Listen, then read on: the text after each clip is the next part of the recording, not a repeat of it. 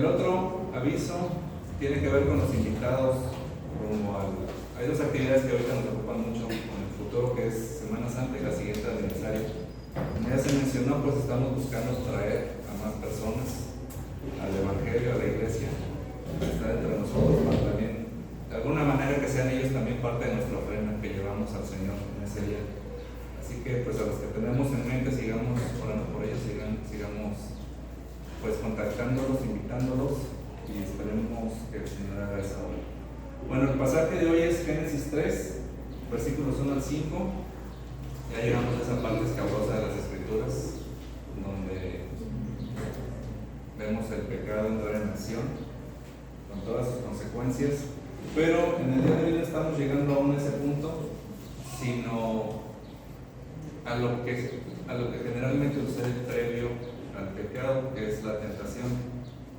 El pasaje es Génesis 3, del 1 al 5, en lo que lo buscan en la Biblia. Fíjense que yo no sabía esto, aunque a veces hay rumores de que esto sigue sucediendo. Cuenta la leyenda que en la monarquía rusa, en el tiempo de los zares, existía un galardón muy codiciado por toda la realeza. Este galardón lo entregaba el zar personalmente, y era un galardón de oro macizo, labrado con piedras preciosas. Y obviamente cuando se entregaba ese galardón, pues era un gran festejo, acudía toda la realeza, y la persona invitada a recibir el galardón quedaba en una posición muy honorable ante todos. Entonces el zar decidía normalmente entregar ese galardón a sus amigos más cercanos, a los nobles más queridos por él. Pero pocos sabían que también era una manera en la que el zar se deshacía de sus enemigos. Algunos de los nobles que se convertían en un estorbo para el zar, para la monarquía, eran invitados también a recibir esta condecoración, pero para ellos lo que creían que iba a ser un honor era más bien una cita con la muerte. Para los enemigos del zar, esa medallita que se les colgaba, el alfiler, la punta del alfiler era bañada en veneno. Entonces cuando venía el funcionario real a ponerles la medallita, accidentalmente los hinchaba, de cierta manera como inyectarles ese veneno. No era raro que el otro día en la mañana ese invitado honorable yacía muerto en su cama. En Edén, la lectura que vamos a ver hoy, vamos a encontrar a Satanás ejerciendo esas funciones de amigo, de zar, haciéndose ver como un amigo de Adán y Eva, que les iba a hacer el favor y los iba a ayudar a reclamar lo que les correspondía, les iba a ayudar a que fueran como dioses. Por ese galardón también estaba envenenado en lo secreto. Ciertamente morirían si caían en esa tentación. Y es que la tentación siempre ha sido la estrategia favorita de Satanás para hacernos caer en pecado.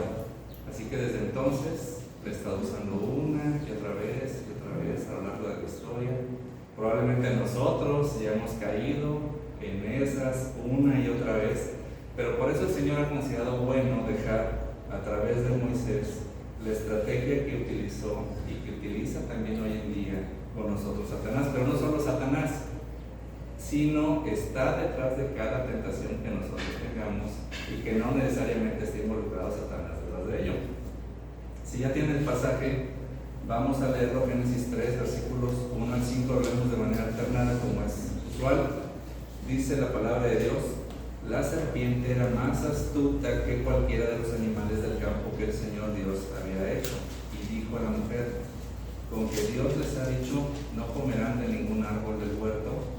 La mujer respondió: del fruto de los árboles del huerto podemos comer, pero del fruto del árbol que está en medio del huerto, Dios ha dicho, no comerán de él, ni lo tocarán, para que no mueran.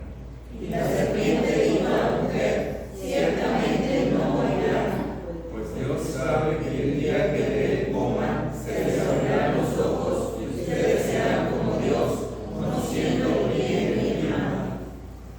Así que este mensaje, esta meditación, tiene por título la estrategia detrás de la tentación. Y el punto 1 es que la tentación nunca se presenta como es. La estrategia detrás de la tentación, punto 1, nunca se presenta como es. En los capítulos anteriores habíamos estado leyendo y el Señor dijo, y el Señor dijo, y el Señor dijo, y todo lo que sucedía cuando el Señor hablaba era bueno. Y ahora vemos a un personaje que, aunque había estado en las sombras, había estado presente, pero ahora se le da un protagonismo y se le da una voz. La serpiente dijo. Uno de los padres de la iglesia, Tertuliano, decía que una manera en que podemos determinar la verdad es notar qué es lo que se dijo primero. Tertuliano veía un patrón, dice, cada vez que la palabra de Dios es entregada, casi inmediatamente llegaba Satanás o uno de sus secuaces, de las serpientes, por así decirlo, a hablar en sentido contrario. Y eso va a pasar con los profetas, con los apóstoles, con los líderes, con los pastores. Así siempre pasa con los maestros. Dice, entonces te das cuenta cuál es la verdad, porque Satanás no va a dejar que la verdad sea dicha. Así que cuando un padre aconseja al hijo, cuando un hombre aconseja a su amigo, no es raro que inmediatamente llegue otro y le hable en sentido contrario, a llevarlo a un camino diferente. Y así como Adán y Eva cayeron junto a la serpiente, que creen, pues también nosotros caemos si no evitamos ese tipo de compañías. Lo vemos en la Biblia. Ustedes recuerdan, fíjense, muere Salomón y queda su hijo Roboam. Y Roboam recibe una comitiva que dice, ¿sabes qué? Aligéranos los impuestos. Y fíjense, es interesante porque si algo nos dice la Biblia de Salomón, aparte de sus cientos de mujeres, era que era el hombre más sabio que había existido. El Señor le concedió esa sabiduría. Y aún Salomón tenía un grupo de consejeros. Y cuando llega Roboam, su hijo, y llegan esos consejeros, en lugar de decir, vaya, si estos hombres aconsejaban a mi padre, debería escucharlos a ellos. Pero ¿qué es lo que hace? Escucha a sus amiguitos, escucha a las serpientes. Y el resultado de eso, pues ya lo conocemos como la división del reino. Y nos dice la palabra de Dios que la serpiente era realmente astuta, y lo notamos por esa forma de trabajar, por su modus operandi. Todo lo que aquí sucede, si lo vemos rapidito, podría parecer como que pues, cosas que suceden sin ningún tipo de premeditación, pero todo lo que aquí leemos habla de una estricta premeditación, de una estricta intencionalidad por parte de Satanás.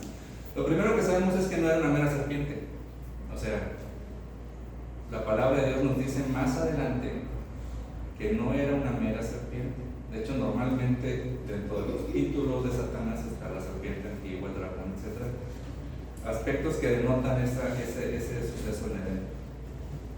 Pero sí fue la gente a través del cual Satanás se escondió, y no solo ocultó su verdadera apariencia, también ocultó su verdadero carácter como enemigo de Dios.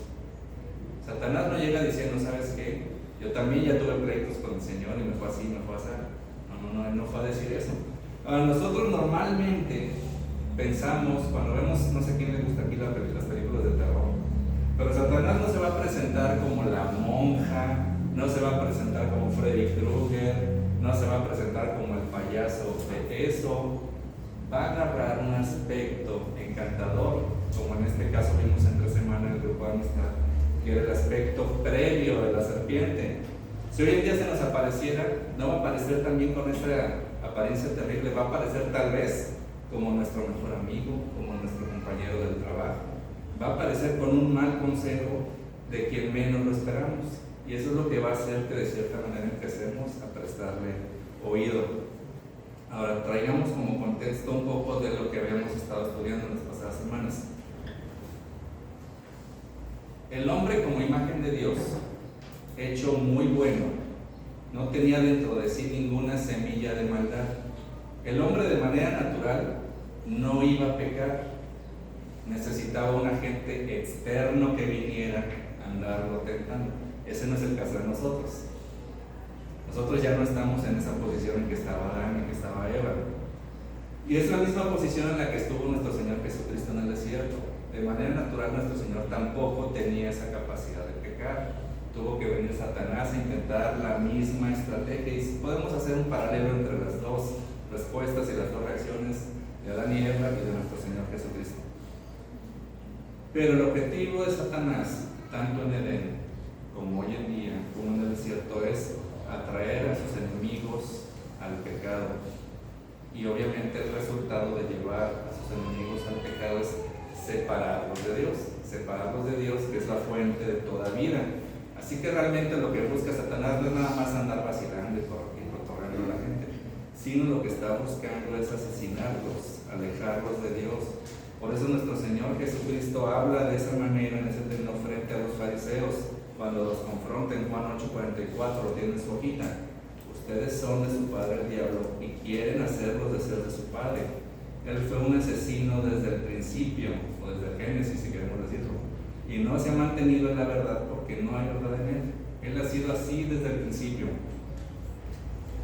Y notemos otros detalles de la astucia de Satanás. Primero, se oculta su carácter de enemigo de Dios. Cuando vemos las Escrituras, siempre ha habido fascinación de dónde estaba el Edén. Estaba por Irak, estaba por donde es la tierra de Canaán, etc. Y muchas veces nuestra fascinación se dirige a esos lugares. La palabra de Dios tampoco nos dice las dimensiones del Edén, pero hay cosas que nos pueden dar la idea de que no era un lugar pequeño. Simplemente, si vamos a cualquier zoológico donde ni siquiera están todos los animales habidos, pues tiene cierta extensión. Edén podemos también inferir que tiene una extensión muy grande. No solo estaban todos los animales creados, sino también estaban todos los árboles, estaba también el río que se convertía en 4 ríos. O sea, estamos hablando de una extensión grandísima. Sin embargo, también nos dice Génesis 2:9, en medio del huerto puso el árbol de la vida y el árbol del conocimiento del bien y del mal. No importa cuánta extensión tenía Edén, pero en medio estaban esos 2 árboles, el árbol de la vida y el del conocimiento del bien y del mal. Y sin embargo, cuando Satanás se acerca, ¿dónde estaban ellos? Porque el mandato que ellos tenían era extender el Edén, y se extiende hacia afuera, de las orillas hacia allá, pero ellos estaban cerca del árbol.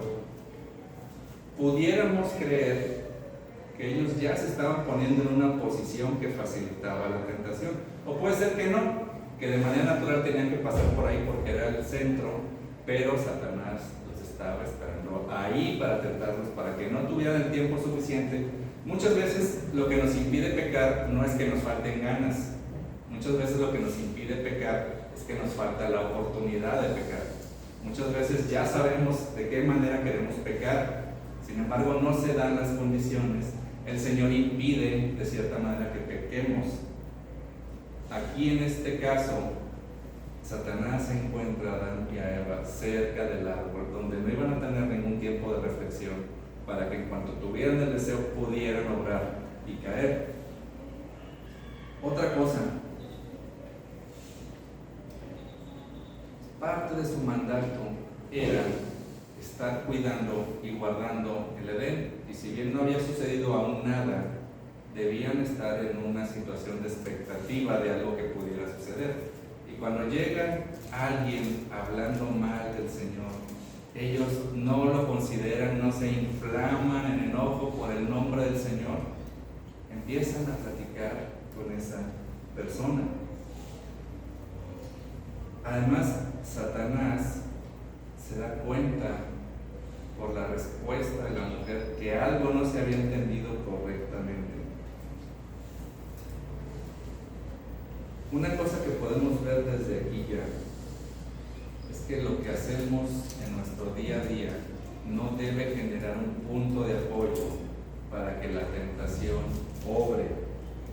Por ejemplo, si yo tengo problemas para administrarme, si yo siempre tengo problemas económicos, debo evitar tener tantas aplicaciones de compras en el celular. Estoy dando pie a esa situación. O debo evitar tener tantas tarjetas de crédito. O debo evitar andarme paseando por Altama cuando sea quincena. Si tengo eso, ¿por qué voy a dar ocasión poniéndome en una posición de riesgo? Si tengo problemas con el chisme, ¿qué creen? Debo evitar a mis amigas las chismosas. Debo evitar ponerme en una conversación ociosa. Si tengo problemas con la sensualidad o la pornografía, debo evitar estar vagando en internet, porque eventualmente va a salir algo, eventualmente algo nos va a llevar. Si tengo problemas para tener tiempo para la comunión con el Señor, tal vez debería no tener todos los servicios de streaming en tele, tal vez no debería ver tanta televisión, tal vez no debería tener tantas cuentas en redes sociales. Si no debo actuar como un necio, si no quiero actuar como un necio, debo evitar ese compañerismo con los necios. La palabra de Dios habla en este tiempo también que tenemos que tener una actitud de alerta. Dice 1 de Pedro 5:8, sean de espíritu sobrio, estén alertas. Su adversario el diablo anda al acecho como león rugiente buscando a quien devorar. También nuestro Señor Jesucristo le dice a sus apóstoles, velar y orar para que no caigan en tentación. Sin embargo, ni Adán ni Eva estuvieron alertas ante la astucia de Satanás y ya estaban dando lugar a la tentación. Estaban de alguna manera muy cerca de la tentación y ya un poco alejados de lo que el Señor había dicho. Y hay una diferencia entre ellos y nosotros. A nosotros muchas veces nos gusta echar la culpa a Satanás de todas las malas decisiones que hacemos. De hecho, casi siempre que agarran a un asesino así súper famoso, a veces salen como que Satanás se los dijo. No es cierto. Después de la caída, todas nuestras facultades quedaron caídas. Nuestra mente, nuestro corazón, nuestros deseos, nuestro pensamiento, todo quedó caído. Satanás ya no necesita estar atrás de nosotros hablándonos para que nosotros hagamos el mal. Ya no necesita hacerlo. Ya nosotros solitos tenemos todo lo suficiente para hacerlo. Y creo que tenemos esa experiencia. Aunque el mundo dice, bueno, a ver, cierra los ojos. ¿Y qué es lo que te dice tu corazón? ¿Qué dice tu corazón en esto? Sigue tu corazón. La Biblia es muy clara cuando habla Jeremías. El corazón humano es lo más engañoso que hay y extremadamente perverso. ¿Quién realmente sabe qué tan malo es? Muchos de los que estamos aquí seguramente en algún momento seguimos los deseos de nuestro corazón y muchas veces nos ha llevado a una situación que probablemente después lamentamos. En este día nos gustaría decir que es el diablo el que nos engaña, pero realmente solamente engañó a Adán y a Eva, a todos nosotros. Ya es nuestra propia carne también la que nos engaña. Satanás, no sé si le estamos dando suficientes motivos como para que él se apersone y tenga el deseo de tentarnos precisamente a nosotros. Nosotros mismos tenemos lo suficiente. El punto 2, la estrategia detrás de la tentación. Nunca se presenta como es. Y la 2, se olvida de la provisión y se enfoca en la prohibición.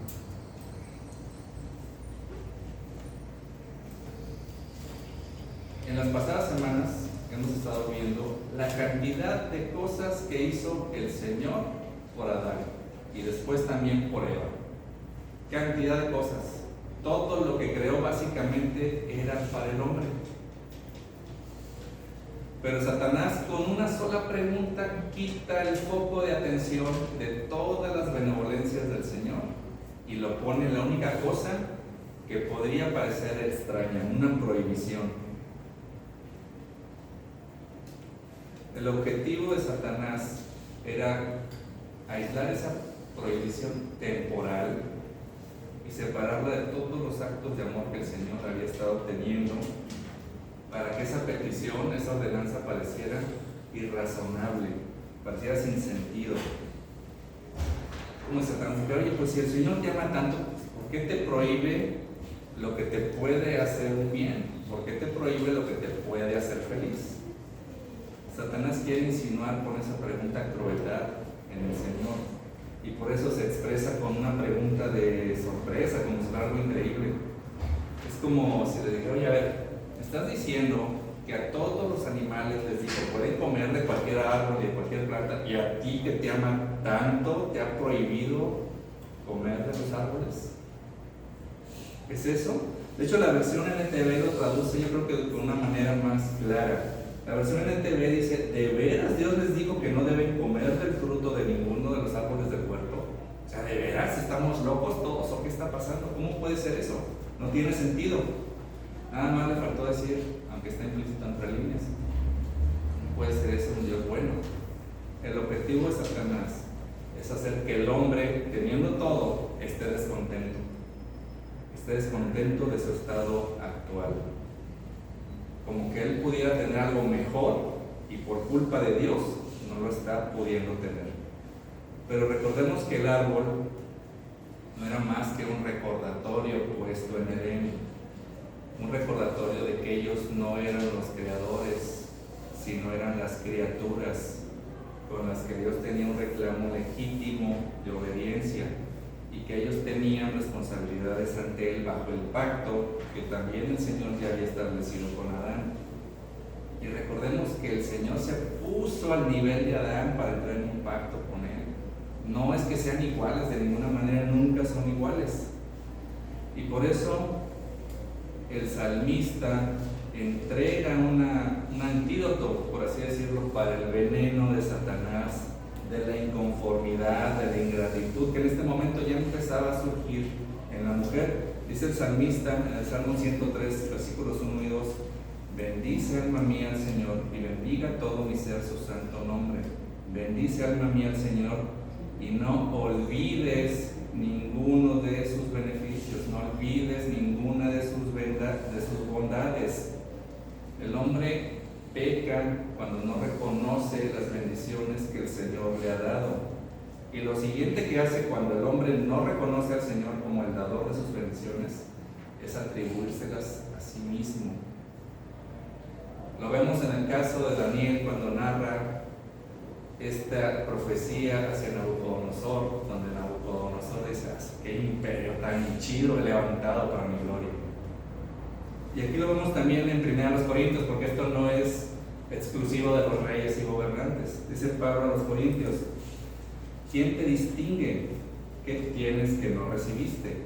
Y si lo recibiste, ¿por qué te jactas como si no lo hubieras recibido? ¿Por qué parece que tú crees que eres el que se ha dado todo? ¿Por qué parece que tú dices: yo me hice a mí mismo? No es cierto, es el Señor el que hizo todo. Y por eso el hombre no tiene contentamiento, porque no reconoce que lo que tiene, aunque en ese momento le parezca poco o insignificante, lo que tiene es mucho y se lo debe al Señor, proviene de la mano del Señor. Y cuando no recuerda eso, abre la puerta para toda serie de tentaciones y de pecados, porque en nuestra mente el Señor es malo, es irrazonable, no nos está dando lo que necesitamos. Entonces, ¿saben qué? Hay que darle una ayudadita al Señor, vamos a nosotros tomarlo. El oficio de Satanás es precisamente hablar de la palabra de Dios como irrazonable, para que dudemos de ella. Y una vez que dudamos de la palabra de Dios, de una parte de la palabra de Dios, empezamos a dudar de todo lo demás.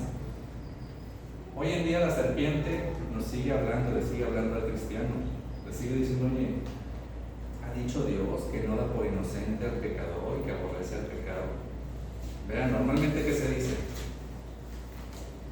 Aborrece el pecado, pero no al pecador. No da por inocente al pecador y aborrece el pecado. Ha dicho Dios que no sigamos a nuestro corazón porque es malo y corrupto. Es lo que acaba de decir Jeremías. Ha dicho Dios que si amamos a padre o madre o hermana o hermano o casa o tierra más que a Él, no somos dignos de Él. Eso ha dicho el Señor. Ha dicho Dios que debemos dejarlo todo y seguirlo llevando nuestra cruz. O sea, pero ¿qué nos está diciendo el Señor? Que nos va a dar todo y más en este tiempo. Prosperidad, salud, todo. ¿No ha dicho eso el Señor? Así podemos ponernos a dudar de cada mandato del Señor hasta que lleguemos a distorsionar o de plano negar la palabra de Dios, que es el paso siguiente. Pero de nuevo también aparece el salmista para darnos el antídoto para no cultivar un espíritu de amargura o de descontento. No olvidemos ninguno de sus beneficios. Punto 3. Se distorsiona, la estrategia detrás de la tentación distorsiona y niega la palabra de Dios.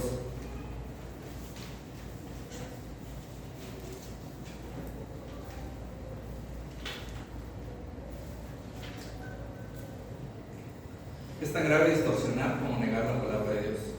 Algunos dicen: es una mentira piadosa, mentirita blanca. Pero yo creo que nosotros hemos escuchado esta frase: una verdad a medias es una mentira.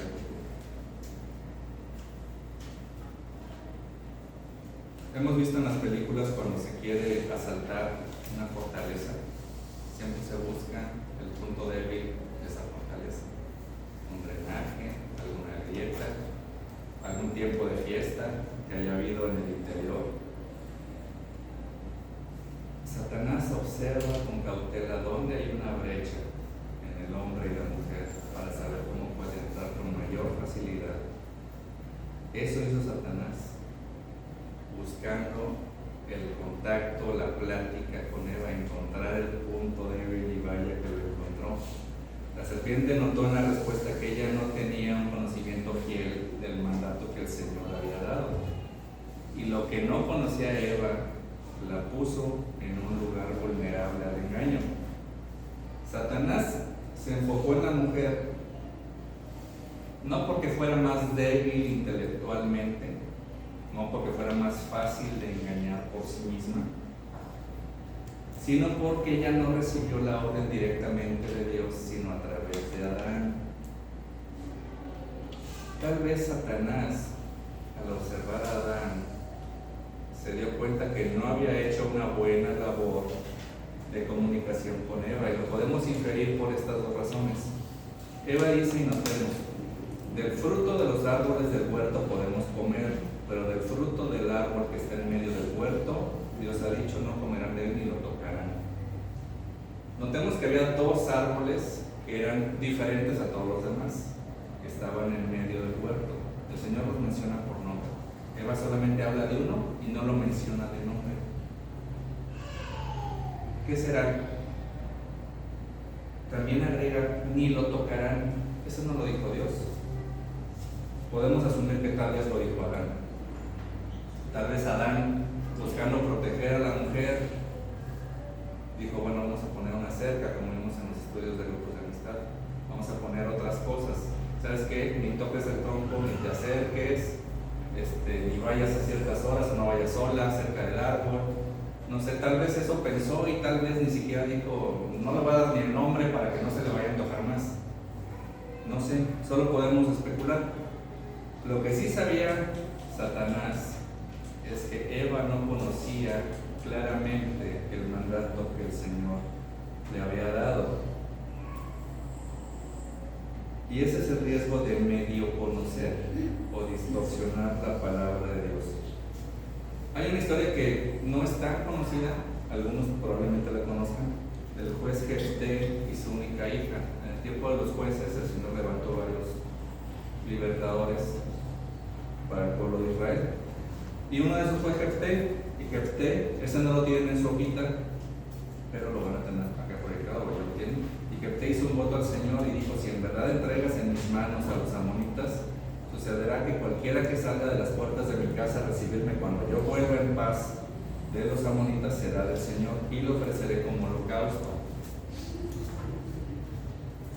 Es cierto que el Señor pedía ofrendas y holocaustos por el pecado, de gratitud, de paz, etc. Pero ¿cuándo se vio que el Señor pidiera holocaustos con personas? El Señor nunca pidió holocaustos con personas, y lamentablemente para él fue su única hija la que salió a recibirlo. Por eso bien dice un par de veces el libro de los jueces, que en ese tiempo cada quien hacía lo que bien le parecía. Le podríamos agregar, y no lo que decía la palabra de Dios.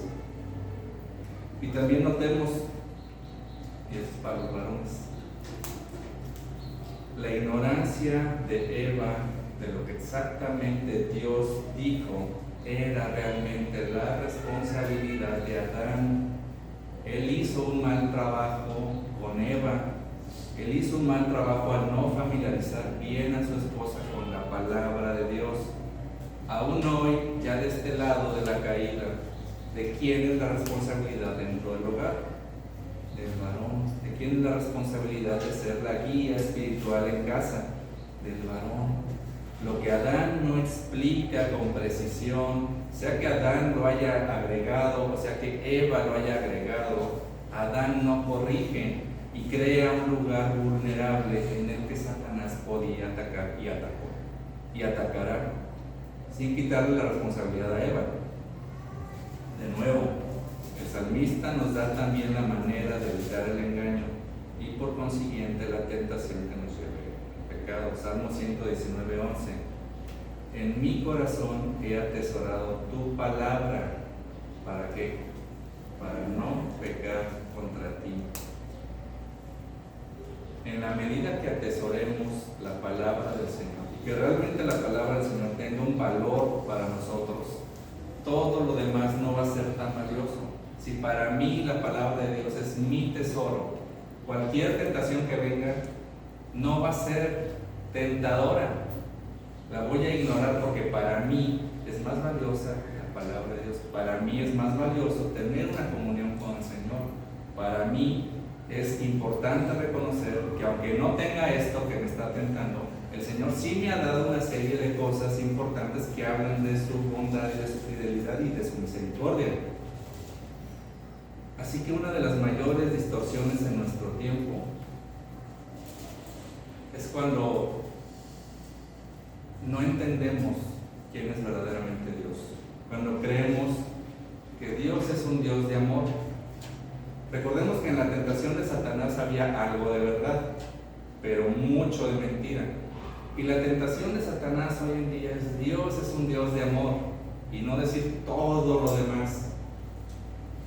Cuando decimos que Dios es un Dios de amor, entonces, pues no importa si eres un asesino, no importa si eres un ladrón, no importa si eres un adúltero, porque Dios es un Dios de amor y seguro me va a recibir en el cielo.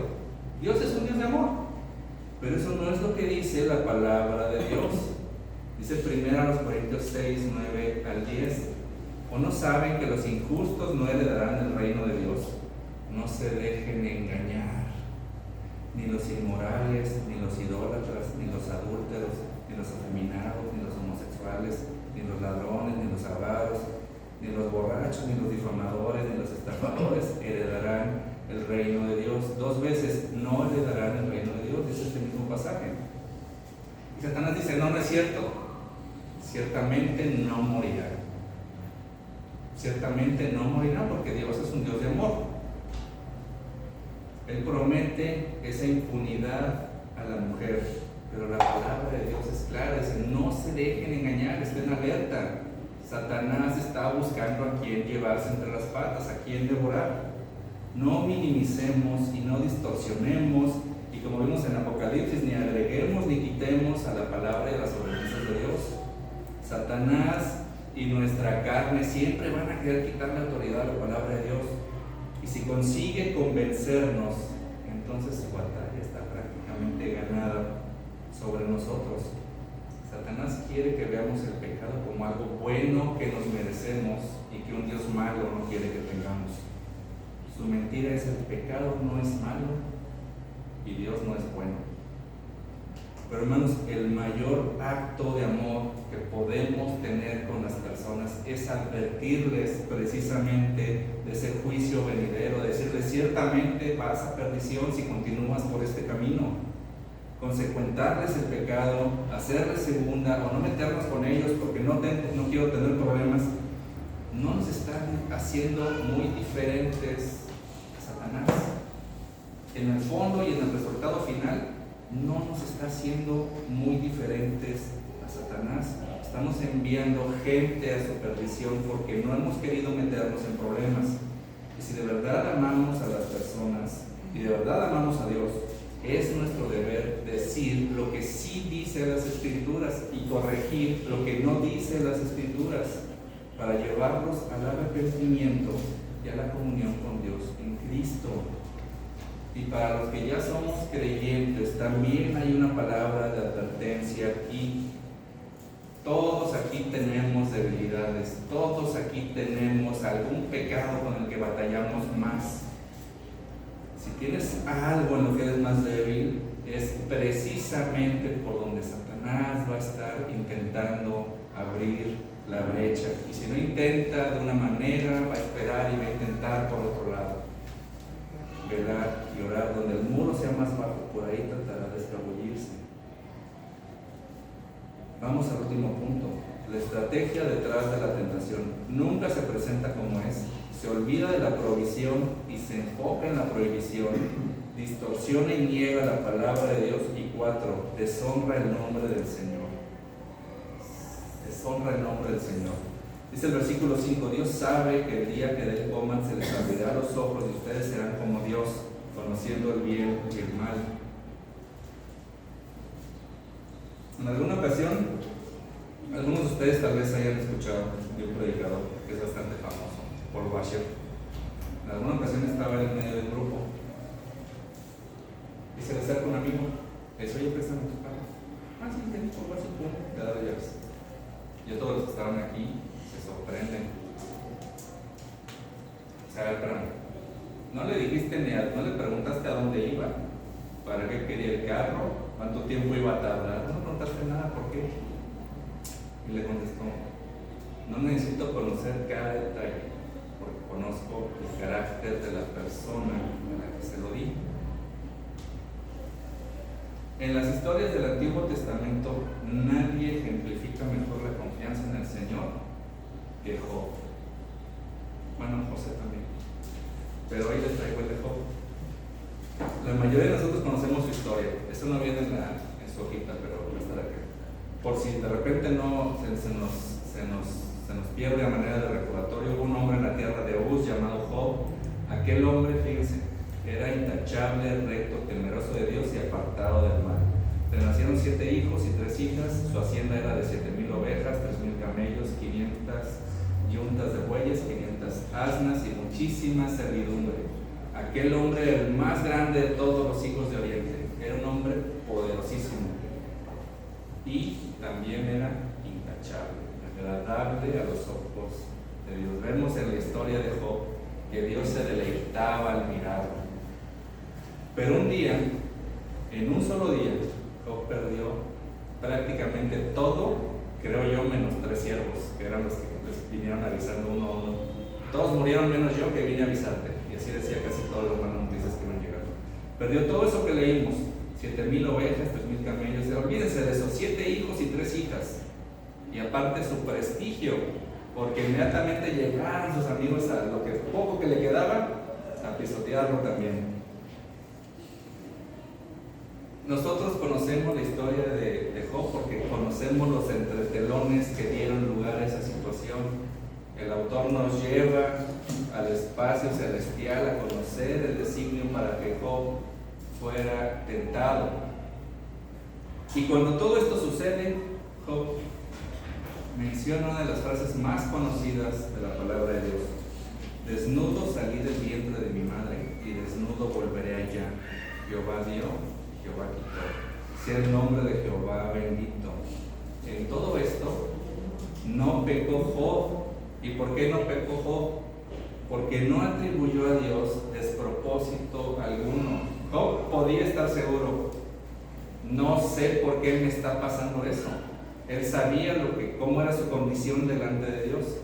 No se podía explicar, pero una cosa él sí sabía: quién era Dios. Y por eso no le atribuyó a Dios despropósito alguno. Él entendió que aunque él no entendiera, podía conocer y confiar en Dios. Y muchas veces nosotros también no podemos saber por qué nos pasan las cosas. ¿Por qué el Señor no permite que lleguemos a algo que a lo mejor anhelamos, un deseo de nuestro corazón? O a veces el esfuerzo que hacemos en el trabajo no parece llevar a una recompensa. O tal vez las relaciones terminan. O tal vez el Señor permite que cosas terribles pasen. Pero Dios mostró a Job un propósito en el sufrimiento. El Señor quería que Job lo conociera más, lo conociera de una mejor manera. Y Job llegó a conocer más al Señor a través de este sufrimiento y de esta tentación. Satanás en Edén astutamente había hecho dudar a la mujer. Le había dicho: está raro que te anden prohibiendo cosas. ¿Sabes qué? No vas a morir, está mintiendo, porque ¿sabes qué? Es un envidioso. No quiere que tú seas como él. No quiere que tú tengas lo que él tiene. Es cruel. Y aquí es donde hubiéramos esperado que Adán se levantara. ¿Y cómo te atreves a hablar así de Dios? Todo lo que nos ha dado, y una listota de todas las cosas. Pero Adán cayó. Adán no permitió que el nombre de Dios fuera insultado. Él no recordó que había recibido gracia sobre gracia. Ya habían olvidado el carácter de Dios. Ya le habían creído a Satanás. Sí, es cierto, Dios es malo, tiene razón. Nosotros con mucha revelación después, aquí pues apenas Génesis, nosotros ya en este lado, ya con toda esta revelación, sabemos lo que dice Santiago 1:17. Toda buena dádiva y todo un perfecto viene de lo alto, desciende del Padre de las luces, con el cual no hay cambio ni sombra de variación. Si Dios había sido bueno tanto tiempo, ¿cómo es que ahora es malo? Eso es lo que debió haber pensado Adán, lo que debió haber pensado Eva. Si Él no tiene sombra de variación. Así que si acontece algo que no esperábamos, algo que cambia nuestra vida, algo súper doloroso, podemos descansar en la confianza de Job. No entiendo qué está pasando, pero conozco quién es Dios, sé quién es Dios, conozco el carácter de Dios, conozco lo que dice la Biblia de Dios.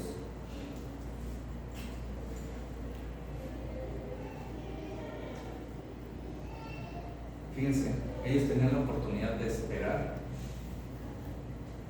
a que Dios nuevamente se presentara como era usual que lo hiciera en el huerto. Oye, Señor, aquí hay una serpiente chismosona que anda diciendo eso, yo tampoco estoy entendiendo por qué esto. Y pues le preguntas y te contestan. Pero ellos decidieron no esperar y simplemente creer. Si Dios es malo, ¿qué caso tiene que le pregunte? ¿Qué caso tiene que esperar? Ahora aprovecho la oportunidad ahorita. Pero recordemos que Dios lo que está buscando con nosotros no es nuestra comodidad temporal, como luego algunos llegan a creer. Que Dios quiere bendecirnos aquí de manera material y con mucha salud. Lo que Dios quiere es santificarnos, quiere nuestra santidad para la eternidad. Si nuestro cristianismo está basado en comodidad, en que Dios nos va a dar esto, Dios nos va a dar lo otro, seguramente no es cristianismo verdadero y seguramente no estamos santificándonos. Finalmente, también hay que reconocer, la tentación no es mala en sí misma. La tentación no es mala. La tentación no tiene en sí misma la capacidad de mover la voluntad del hombre para un lado o para el otro. Cuando llega la tentación, si el alma está apegada a Dios, como fue en el caso de Jesucristo, la tentación va a confirmar esa unión y a nosotros también nos va a santificar porque hemos pasado esa prueba de la tentación. Pero si el alma no está en comunión con Dios, no está apegada a la palabra de Dios, pues el resultado de la tentación no puede ser otro más que caer. Si no hacemos nada por disciplinarnos espiritualmente, cuando llegue la tentación, ¿cuál va a ser el resultado? Por eso hablamos de las disciplinas espirituales, porque es un entrenamiento que va a dar fruto cuando llegue la prueba. No sería algo tan tonto decir, ya tengo las Olimpiadas en 2 semanas, ya que esté allá me voy a poner a entrenar. Cuando llegue el momento de la prueba, toda la disciplina espiritual que tuvimos va a dar fruto.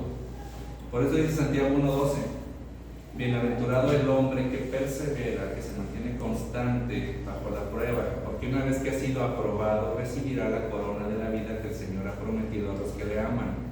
Que nadie diga cuando es tentado, soy tentado por Dios, porque Dios no puede ser ni tentado por el mal y Él mismo no tienta a nadie, sino que cada uno es tentado por sí mismo, cuando es llevado y seducido por su propia pasión. Ese es nuestro estado actual. Nosotros solitos, por nuestras inclinaciones, somos tentados. No tiene que venir Satanás. Así que la tentación puede confirmar al que está cercano a Dios o puede alejar más a los que están lejanos de Dios. La misma tentación que va a ocasionar la ruina del falso discípulo va a estimular el crecimiento espiritual del verdadero cristiano. Contrastemos las dos tentaciones. Adán, Cristo. Adán confió en Satanás. Jesús confió en Dios, en el Padre. Y si estamos ahorita en un momento de tentación que nos está haciendo dudar, que nos está haciendo querer inclinarnos hacia algo que no es correcto, si estamos en ese momento de incertidumbre, que no entendemos lo que Dios está permitiendo en nuestra vida, si estamos a punto de tomar alguna decisión importante y no sabemos qué camino tomar, o si sentimos que la presión nos va a tronar en algún momento, porque es mucho más de lo que podemos soportar. La palabra de Dios nos llama a ir a Cristo para recibir esa ayuda oportuna. Cristo superó y soportó todas las tentaciones a lo largo de su ministerio, habidas y por haber en nuestro lugar. Y Él nos ofrece llevarnos a través de ese valle de tentación. En Él vamos a encontrar ese oportuno socorro. Dice Hebreos 4:15 al 16, porque no tenemos un sumo sacerdote que no pueda compadecerse de nuestras flaquezas, sino uno que ha sido tentado en todo como nosotros, pero sin pecado. Por tanto, acerquémonos con confianza al trono de la gracia para que recibamos misericordia y hallemos gracia para la ayuda oportuna. Vean, aquí vienen los dos aspectos de la tentación. No tenemos un sumo sacerdote que no pueda compadecerse de nuestras flaquezas. No tenemos un sumo sacerdote que cuando nos vea diga, otra vez tú, siempre lo mismo contigo. No, tenemos un sumo sacerdote que se compadece de nuestras flaquezas, que sigue intercediendo por nosotros ante el Padre. Y también uno que en nuestro lugar experimentó todas las tentaciones que podemos tener, y más y peores, pero a diferencia de nosotros también, sin pecado. Eso es lo que nos permite su sacrificio, acercarnos a ese trono de gracia en el que podemos recibir misericordia para superar esa tentación, gracia para la ayuda oportuna. Normalmente, ¿qué es lo que pasa cuando estamos en la tentación? Me voy a poner a orar. Pues ojalá, eso deberíamos hacer, pero normalmente no, ya tenemos el árbol a la vista. Vámonos al árbol. Si eso hubieran hecho, qué diferente sería esta historia. Pero no buscaron la ayuda oportuna. Dios no estaba lejos de ellos, pero no buscaron la ayuda oportuna. Estaban en ese periodo de prueba y reprobaron miserablemente. Y nosotros reprobamos miserablemente también todos los días. Por eso tenemos que venir ante ese sacerdote que se compadece de nuestras flaquezas y que él mismo tuvo que pagar nuestras flaquezas, y eso es lo que vamos a estar recordando y conmemorando en la siguiente semana. La obra que él hizo en favor de nosotros. Él no necesitaba esto. Cristo vino para llevar de vuelta a Dios lo que Adán, lo que Eva, lo que Satanás separaron en Edén. Y si aún no estamos con esa confianza en el Señor, si aún así creemos, estamos solos en nuestras pruebas, tentaciones, tribulaciones, sufrimientos, pues es el momento en que también el Señor nos llama. Vengan a mí. Es el momento en que podemos ser parte de su pueblo, en que podemos ser sus hijos, como aquí se dijo, con arrepentimiento por nuestro pecado y buscando la ayuda oportuna del Señor. Esa es la única manera. Fuera de eso, nuestro destino es caer cada vez más profundo. Pero gracias a Dios, el Señor hizo todo para que ese no fuera nuestro destino eterno. Así que no echemos en menos estas celebraciones futuras que vamos a tener. Es un tiempo de mucha alegría y mucha gratitud para nosotros los creyentes. Vamos a ver. Señor, te damos gracias porque nos has permitido en en este tiempo, venir a tu palabra y ver, Señor, los mecanismos de la tentación. Seguramente, Señor, y que tu palabra permita, al ser afianzada en nuestros corazones, nos permita reconocer este modus operandi, esta estructura de la tentación, Señor. Que cuando estemos tentados a hacer algo que sabemos que claramente en tu palabra está prohibido, Señor, recordemos, Señor, tus misericordias, recordemos tu carácter, recordemos tu amor, Señor. Y, Señor, recordemos que también tú nos ayudas en esto, Señor. Y te rogamos, Señor, que nos permita ser cada vez un pueblo que busque más la comunión contigo, que se ejercite, Señor, para cuando llegue el momento de la prueba salir, Señor, aprobados, honrando tu nombre, Señor, glorificándote, Señor. Y si no es así, también recordar que tenemos en Cristo un sacerdote que se compadece de nosotros. Te ruego, Señor, en esta tarde también por nuestros hermanos que no nos pudieron acompañar en este día por motivos de salud, Señor, o por cualquier otro motivo, Señor, que tú conoces.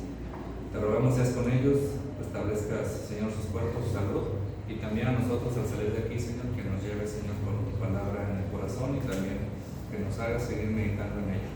En el nombre de Jesús oramos. Amén.